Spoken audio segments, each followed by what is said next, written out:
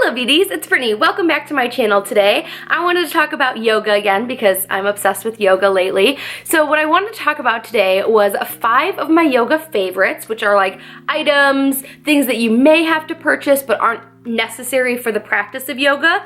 That's one of the beautiful things about yoga, is that you can literally do it with a towel anywhere in the world, or a blanket anywhere in the world. So I also wanted to share with you some of my favorite poses. So 5 of my favorite items that I bring with me or wear to yoga, and then 5 of my favorite yoga poses. So let's first start with yoga mat. Now my mat is in the car, so I don't have it with me right now. So I'm on my second favorite, which we'll get to. But the style of yoga mat that I would recommend is one that is a little bit thicker than what you see as kind of the standard yoga mat size. I have used those for my classes. That's what I started with, one that was like 6 years old, basically falling apart. Started with that and kind of learned that with the hardwood floors of the studio, I needed something with a little more padding. So I went to TJ Maxx and found one that is a little bit thicker than your standard size, and I feel like that's a little easier on my knees and my elbows for getting into specific yoga poses. One of my favorite yoga poses is, I think it's pronounced Bakasana? I'm saying that wrong, or crow pose. And this one is one that when I first went to yoga, I basically laughed at the instructor because I was thinking in my head it was impossible to do, but it has quickly become one of my favorite poses. So let me show you that. Okay, my next favorite item is my yoga towel. Now this is the towel that goes over my yoga mat. I go to hot yoga, so a lot of sweating is involved in class, and I was finding that my hands were sliding a lot, my feet were sliding a lot, which there are also gloves and socks that you can get, but I opted for a yoga towel because I just thought it would cover all my bases. I love my yoga towel, so when I'm walking into the studio, I have my mat and my towel, and then some of the other items I'm gonna talk about. My second favorite pose is one that I cannot pronounce. It's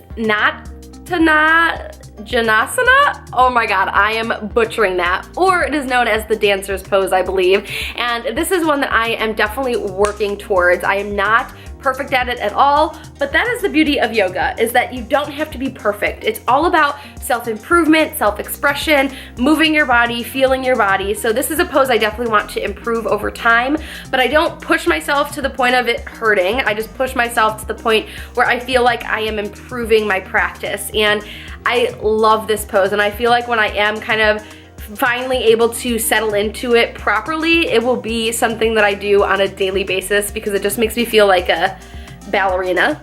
My third yoga favorite is a comfortable sports bra. This is so important because the practice of yoga needs to be about opening your body. Sometimes it's about bringing things together, but oftentimes it is that movement of opening up your body. And for me, all the sports bras that I had previously were like the zip up wired sports bras. I have a large chest, so if I'm running, I definitely need a lot of support.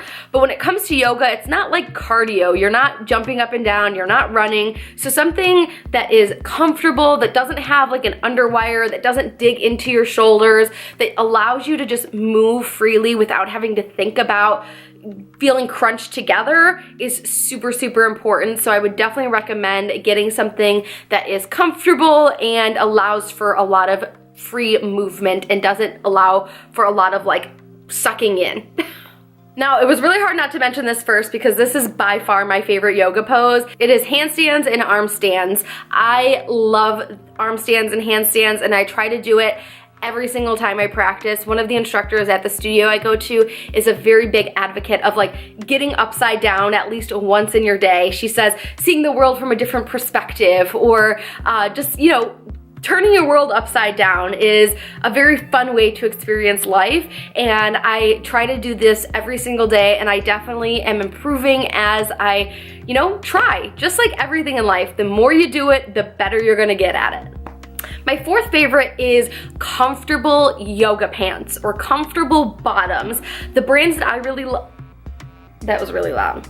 The brands that I love are Pop Flex. Their shorts are super, super comfortable. I have a ton of those. But in terms of leggings, the brand that I found recently that I really like that are a fair price are Fabletics. Yoga pants can be very, very expensive, and I don't know about you, but I'm not about to drop $100 on a pair of yoga pants. I don't care who I see wearing it on Instagram. But Fabletics is definitely a brand that has great prices, very cute bottoms, but I would go for something that is breathable and flexible. As I said, you're gonna be moving a lot and opening your body and needing to kind of flex into poses that might not feel super natural. So those yoga, oh my God, breathable. And for yoga, you want something, especially if you're in a hot yoga studio, that is breathable, that allows for flexibility. Something I would also recommend is not getting something with like little fanciness around the knees or like the sides, because you are gonna be laying on your side or on your knees. And I have a pair of Fabletics pants that are super comfortable, but they have like a meshing around the knee area. And if I wear those to class, then the lining irritates my knee. So something that is just like solid material, obviously it can be patterned, but something that doesn't have like creases in the knees or creases in places where you might need to bend.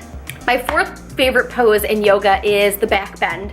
Again, there is a yoga word for it, I cannot say it, but I love back bends. I feel so in tune with my body when I'm doing them, and I love to kind of just, you know, rock back and forth and just stay in that for a minute. One of my favorite things to do in class is at the end, when you have time to kind of play, is to do a couple arm stands or handstands and then do a couple back bends and kind of close out my practice that way. I feel like that kind of seals the deal for me in class, so I definitely love back bends. There are a lot of ways to start to get into any of these poses. I wouldn't recommend just like jumping into it right away. There are ways to kind of work yourself up to all yoga poses, so definitely don't hurt yourself, please. My fifth favorite, and something that I bring into class with me, is a water bottle. Now, I do hot yoga, so I definitely sweat a lot and I get very, very dehydrated during class, so I definitely recommend bringing a water bottle, but more specifically, I recommend a plastic water bottle, because odds are you will knock it over in class. If you go to a studio, they try to keep you pretty close together so that they can optimize the amount of people they have in the class, so I've knocked this over numerous times in class. Another little tip is to freeze a little bit of water in there first and then fill it up before you leave with just, you know, normal water, and it'll start to melt during class, but at least it'll still remain cold, because if I don't do that, then I go to class and my water's like immediately just room temperature, and I like very cold water. I also like the fact that this one is very easy to drink out of. I don't have to like untwist the cap, or doesn't have like a weird straw situation. Definitely easy to grab, easy to drink out of. It's not gonna break if it gets tipped over, which it probably does every other class. And my fifth and final yoga pose is just Shavasana. This is the end of class when you get to lay down and begin your kind of closing out / meditating practice. I freaking love this part of class. You have your arms outstretched so that they are facing, you know, out towards the world, towards the universe.